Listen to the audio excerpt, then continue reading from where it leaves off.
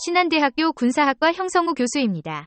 오늘 강의는 6.25 전쟁 요약 2편입니다. 참고 자료는 육군 군사연구소 발행 6.25 전쟁입니다. 이번 강의 내용은 인천 상륙작전과 38도선 회복, 38도선 돌파와 북진, 중공군의 개입과 유엔군의 험난한 철수, 유엔군의 재반격과 38도선을 연한 교착전, 휴전협정과 6.25 전쟁의 결과입니다. 요도에서 보시는 바와 같이 전쟁의 경과는 기습 남침, 지연전, 반격, 북진, 후퇴, 교착전으로 1129일간 진행됩니다. 중요한 점은 전쟁 초기에 미국의 신속한 참전으로 지연전이 가능했습니다. 맥아더 장군의 인천 상륙작전으로 국군과 유엔군은 낙동강 방어선에서 총반격을 개시, 개전 이후 3개월여 만에 38도선을 회복합니다. 국군과 유엔군의 반격작전을 정리해보면 미 10군단은 인천 상륙작전을, 미 2사단과 25사단은 진주 군산 방향으로, 미 기병 1사단과 24사단, 한국군 1사단은 대구 대전 서울 방향으로, 한국군 6사단과 8사단은 안동 원주 춘천 방향으로, 한국군 3사단과 수도사단은 영덕 울진 강릉 방향으로 반격을 합니다. 맥아더 사령관은 한강 방어선을 시찰 후 상륙작전을 구상하는데 서울에 있는 적의 병참선 중심부 타격을 위해 인천으로 결심합니다. 그러나 미 합참본부는 인천항의 부두 높이가 5에서 6m로 등의 이유로 상륙장소로 부적합하다고 했으나 맥아더 사령관은 기습을 통해 상륙함으로써 적 병참선 차단이 가능하다고 주장합니다. 결국 1950년 9월 15일 인천 상륙을 개시 서울을 탈환합니다. 이때 군산, 삼척 일대의 포격 등으로 기만 전술을 시행하여 팔미도는 9월 15일에, 인천은 9월 16일에, 서울은 9월 28일에 탈환합니다. 낙동강 전선의 북한군은 보급 지연, 아군 항공 폭격 등으로 전투력이 30%로 저하되었으며 인천 상륙작전 성공. 다음날 국군과 유엔군은 총반격 작전으로 전환합니다. 북한군은 전선의 붕괴로 지휘체계가 와해되어 낙동강 전선의 병력 7만여 명 중 38선 이북으로 철수한 병력은 2만 5천에서 3만 명이며 나머지 2만여 명은 지리산, 태백산으로 공비활동을 하게 됩니다.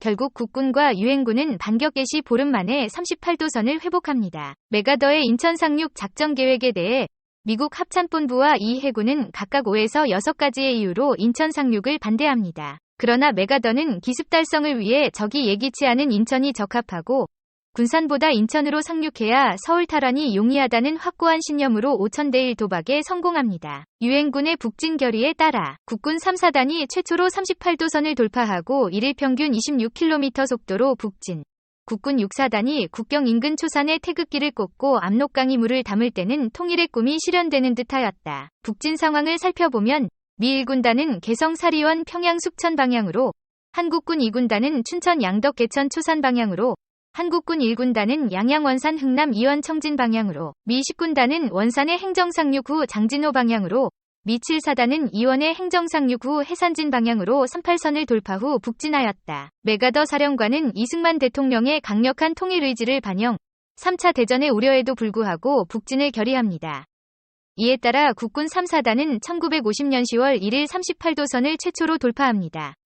정부는 이날을 기념하여 10월 1일을 1956년의 국군의 날로 제정합니다. 사진의 좌측 상단은 이승만 대통령의 평양 탈환 기념식이고 우측 상단은 압록강 물을 수통에 담은 병사의 모습이며 우측 하단은 숙천, 순천 공정작전의 사진이며 우측 하단은 미 10군단의 원산 상륙의 모습이다. 1950년 10월 19일 압록강을 건너와 기습을 노리고 있던 중공군이 대규모 1에서 3차 공세를 감행함으로써 국군과 유엔군은 37도선까지 철수, 중공군 참전으로 전쟁 양상은 공산진영과 자유진영의 대결 구도가 되었다. 중공군 1차에서 3차 공세 요도입니다. 중공군 1차 공세는 맥아더 사령관이 추수 감사절 이전에 전쟁을 종결하기 위해 공격 중 중공군 18개 사단 25만 명이 50년 10월 24일 기습을 감행합니다.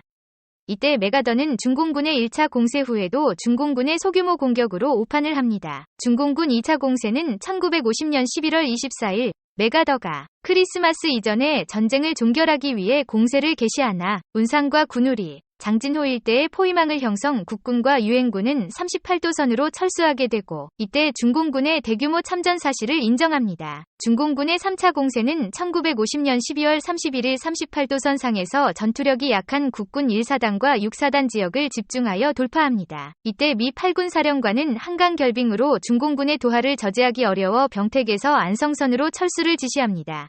이것이 일사후퇴입니다. 반면에 중공군은 동계 혹한 및 보급 제한으로 진출이 제한됩니다. 1차 반격으로 한강 남한까지 진출한 국군과 유엔군은 중공군 4차, 5차 공세를 저지하며 38도선 이부까지 진출하여 교착전을 전개합니다. 요도는 유엔군의 재반격과 중공군의 4차, 5차 공세 상황으로 유엔군의 2, 3차 반격, 중공군의 4, 5차 공세 요약입니다. 유엔군은 서부 지역에는 썬더볼트 작전, 동부 지역에서는 라운드업 작전을 실시하여 서부 지역은 한강 남한, 동부 지역은 강릉 일대까지 진출합니다. 중공군은 유엔군을 저지하기 위해 4차 공세를 흥성해 국군 3개 사단을 격파 후 지평리를 포위합니다.